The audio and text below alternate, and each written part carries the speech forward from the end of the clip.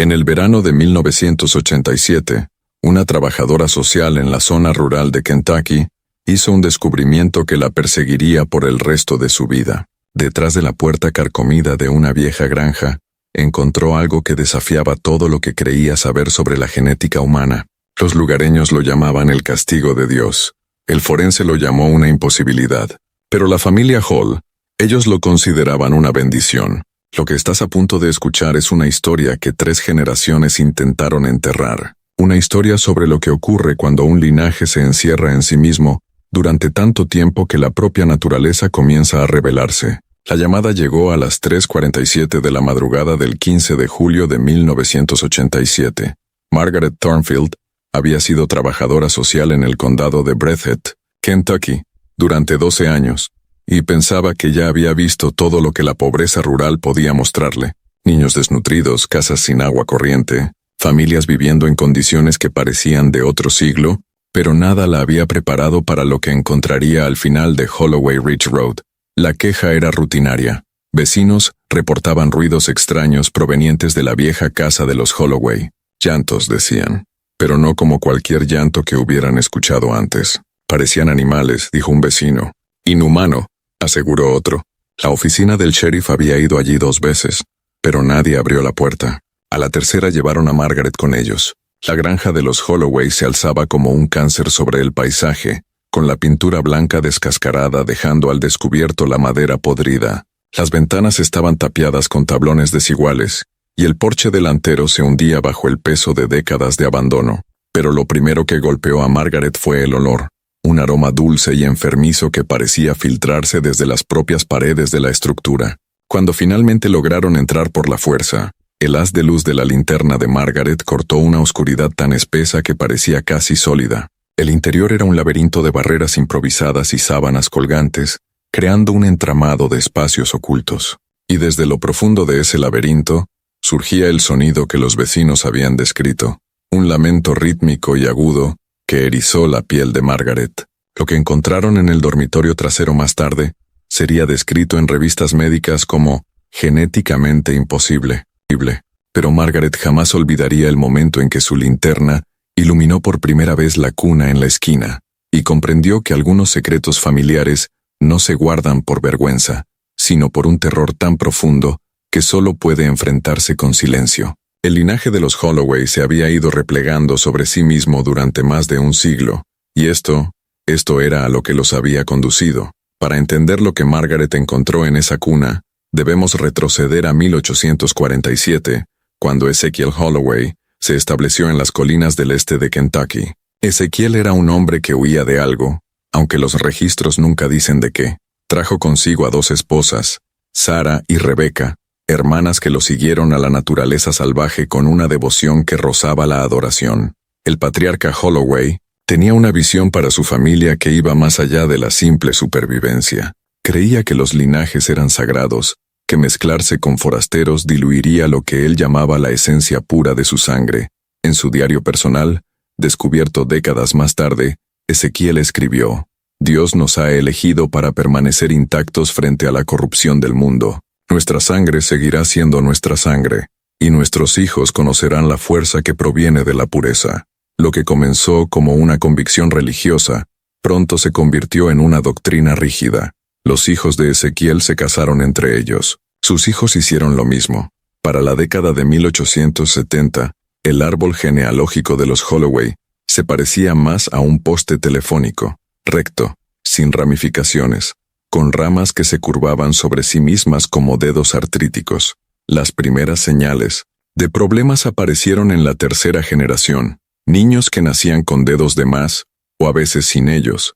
Discapacidades intelectuales leves que la familia atribuía a una bendición especial de Dios, sordera que se transmitía por el linaje, como una firma genética, pero la familia creía que estos eran pequeños precios a pagar por mantener la pureza.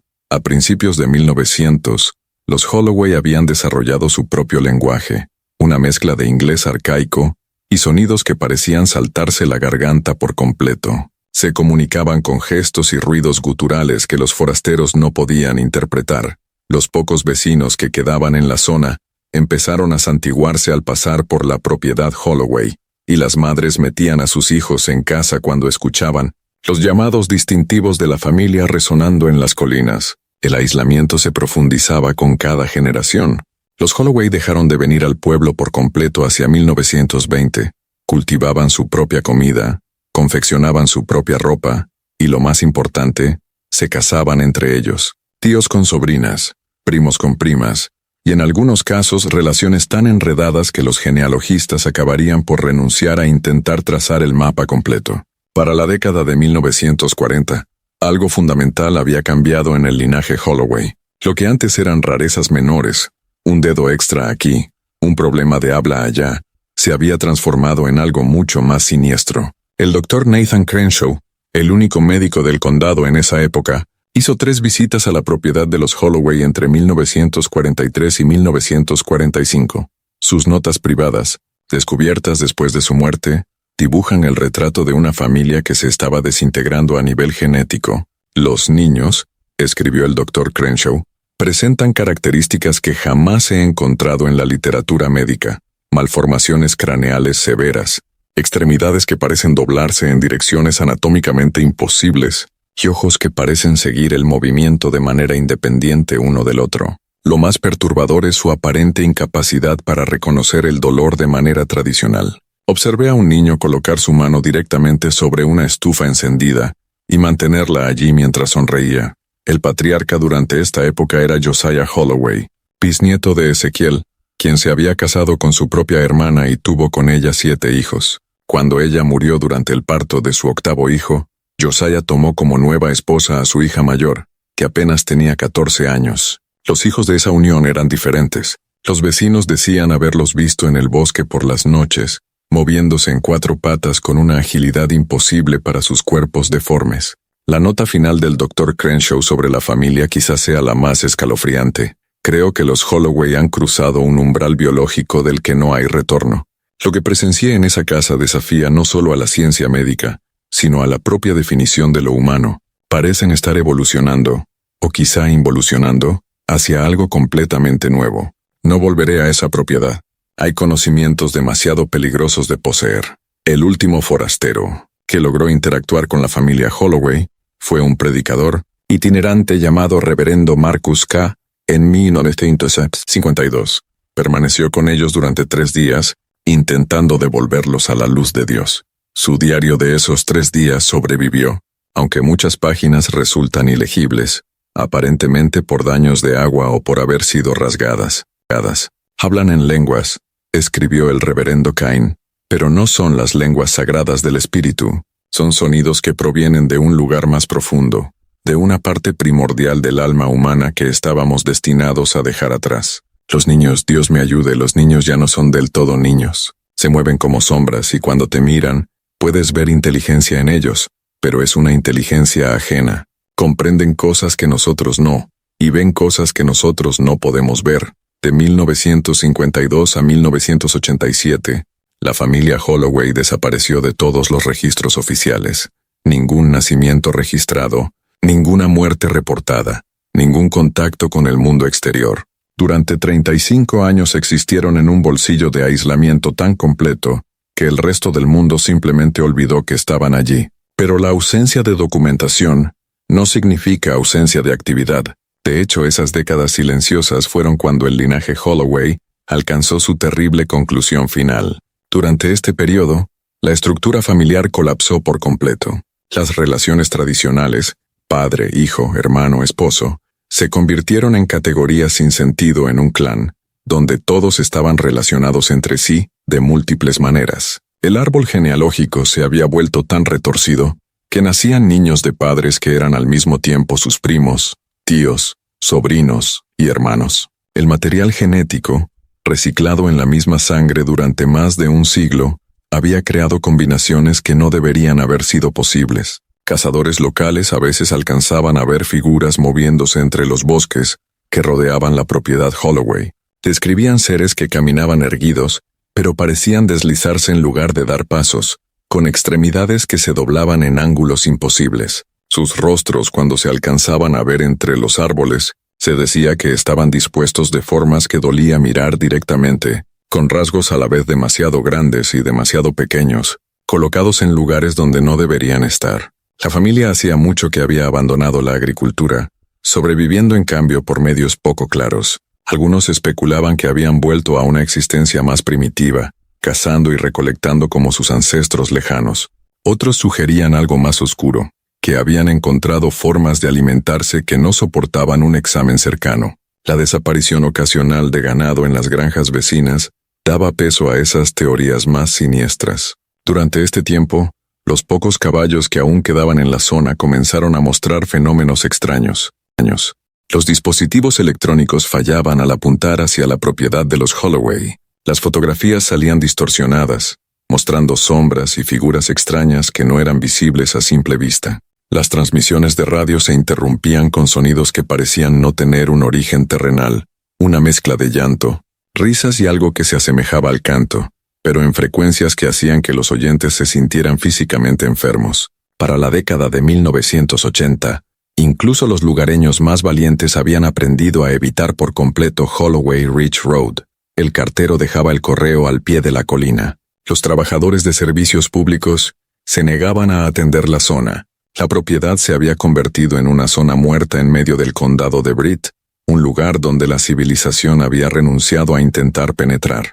Cuando la linterna de Margaret Thornfield finalmente iluminó aquella cuna en 1987, estaba presenciando la culminación de 140 años de aislamiento genético. Lo que había en la cuna, y llamarlo cosa parecía incorrecto, pero llamarlo niño resultaba imposible, representaba el punto final del experimento de pureza de sangre de la familia Holloway.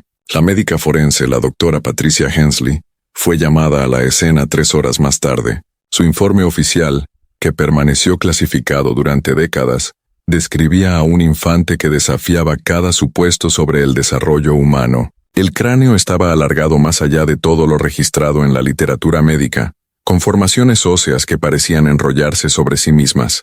Las extremidades estaban dispuestas en patrones que desafiaban la anatomía, brazos que se ramificaban como ramas de un árbol, con lo que parecían ser múltiples sistemas de articulaciones funcionando simultáneamente. Pero fueron los ojos lo que atormentó a todos los que los vieron. 7 ojos dispuestos en un patrón que parecía casi deliberado, cada uno siguiendo el movimiento de forma independiente. No eran los ojos nublados y desenfocados de un recién nacido común. Aquellos ojos contenían una inteligencia antigua y ajena, como si algo muy viejo mirara desde detrás de ellos. El infante parecía consciente de nuestra presencia de formas que deberían haber sido imposibles. En sus notas privadas, la doctora Hensley escribió: respondía a estímulos que aún no habían ocurrido, girando la cabeza hacia sonidos antes de que se produjeran, extendiendo la mano hacia objetos antes de que fueran visibles. Lo más perturbador fue su reacción hacia sus padres. Parecía reconocerlos no como individuos, sino como componentes de sí mismo. Los padres, si aún podían llamarse así, eran los últimos sobrevivientes del clan Holloway. Elijah y Sarah Holloway eran en sí mismos el producto de generaciones de endogamia, con rasgos tan distorsionados por el daño genético que resultaba imposible determinar su relación exacta entre ellos o con el infante. Existían en un estado de devoción hacia su hijo que trascendía el amor parental normal y entraba en el terreno de la adoración religiosa. En las semanas posteriores al descubrimiento, genetistas de la Universidad de Kentucky intentaron trazar el mapa del ADN del infante. Lo que encontraron fue un código genético tan retorcido y recursivo que parecía desafiar las leyes básicas de la herencia. Los cromosomas se doblaban sobre sí mismos en patrones que no deberían haber sido compatibles con la vida, creando una imposibilidad biológica que, sin embargo, continuaba respirando, creciendo y desarrollándose. Lo que sucedió después revela hasta qué punto las autoridades están dispuestas a llegar para enterrar verdades que amenazan nuestra comprensión de lo que significa ser humano. En menos de 72 horas tras el descubrimiento, agencias federales descendieron sobre el condado de Britt con una rapidez y eficiencia que sugerían que habían estado monitoreando la situación desde mucho antes de lo que cualquiera imaginaba. Margaret Thornfield fue reasignada a un trabajo de oficina en Lexington y obligada a firmar documentos que le prohibían legalmente hablar de lo que había presenciado. El informe oficial de la doctora Hensley fue sellado y reemplazado por una versión sanitizada que describía anomalías genéticas severas consistentes con una endogamia prolongada. El infante y sus padres simplemente desaparecieron de todos los registros, como si nunca hubieran existido. Pero el borrado nunca es completo. Personal del hospital que había alcanzado a ver al infante antes de su traslado, comenzó a experimentar pesadillas colectivas. Enfermeras informaron soñar con pasillos llenos de cunas, cada una conteniendo algo que era casi, pero no del todo, humano. Guardias de seguridad renunciaron sin explicación después de revisar grabaciones de la morgue del hospital, donde el infante había sido alojado temporalmente. La propiedad Holloway fue adquirida por una entidad gubernamental sin nombre en el plazo de un mes desde el hallazgo. La casa fue demolida, la tierra arrasada y se estableció un perímetro que sigue vigente hasta el día de hoy. Los registros oficiales la describen como un sitio de contaminación ambiental. Pero los lugareños saben la verdad. Saben que hay contaminaciones que van más allá del suelo y del agua. Los miembros sobrevivientes de la familia Holloway, Elijah y Sarah, fueron trasladados a lo que las autoridades llamaron un centro especializado de cuidados. Ex-empleados de la instalación, que hablaron anónimamente décadas después, describieron un lugar que era en parte hospital, en parte laboratorio y en parte prisión. Los Holloway eran estudiados, analizados y documentados con el rigor de especímenes, más que como pacientes. La doctora Elizabeth Morrison, una genetista que trabajó en la instalación entre 1988 y 1991, rompió su silencio en 2003, poco antes de morir de cáncer. No intentaban ayudar a los Holloway, reveló. Intentaban comprenderlos. El gobierno quería saber hasta qué punto podían forzarse los límites de la genética humana antes de romperse por completo. Los Holloway habían proporcionado un experimento natural en los extremos genéticos, y los resultados eran demasiado valiosos como para simplemente desecharlos. Según la doctora Morrison, el infante continuó desarrollándose de formas que desafiaban toda comprensión médica. Crecía rápidamente pero no de manera uniforme. Partes de su cuerpo envejecían a ritmos diferentes. Su conciencia se expandía hasta abarcar una percepción que parecía ir más allá de sus propios límites físicos. Lo más perturbador de todo era que parecía influir en la expresión genética de otros organismos en su proximidad. Las plantas se marchitaban siguiendo patrones antinaturales, y pequeños animales que se le acercaban desarrollaban mutaciones temporales. Hoy, casi 4 décadas después del horrendo descubrimiento de Margaret Thornfield, el apellido Holloway ha sido borrado de la mayoría de los registros oficiales. El cementerio familiar en su antigua propiedad fue trasladado en plena noche. Las lápidas fueron pulverizadas y esparcidas, actas de nacimiento alteradas, certificados de defunción modificados y bases de datos genealógicas limpiadas de cualquier rastro de que los Holloway hubieran existido. Pero secretos tan oscuros tienen una forma de dejar cicatrices permanentes en el paisaje del conocimiento humano. En revistas médicas, enterrados en notas al pie y lenguaje codificado, los investigadores aún hacen referencia al caso de Kentucky cuando discuten los límites teóricos de la degradación genética. Programas universitarios de genética utilizan versiones sanitizadas de muestras de ADN Holloway para estudiar los efectos de la endogamia extrema, aunque a los estudiantes nunca se les revela la verdadera procedencia de sus especímenes. El niño, fuera lo que fuera en ese punto, murió oficialmente en 1994, según registros gubernamentales sellados obtenidos a través de solicitudes de acceso a la información. Pero el testimonio final de la doctora Morrison sugiere algo mucho más perturbador. No murió en ningún sentido convencional, reveló la doctora Morrison. Simplemente se distribuyó.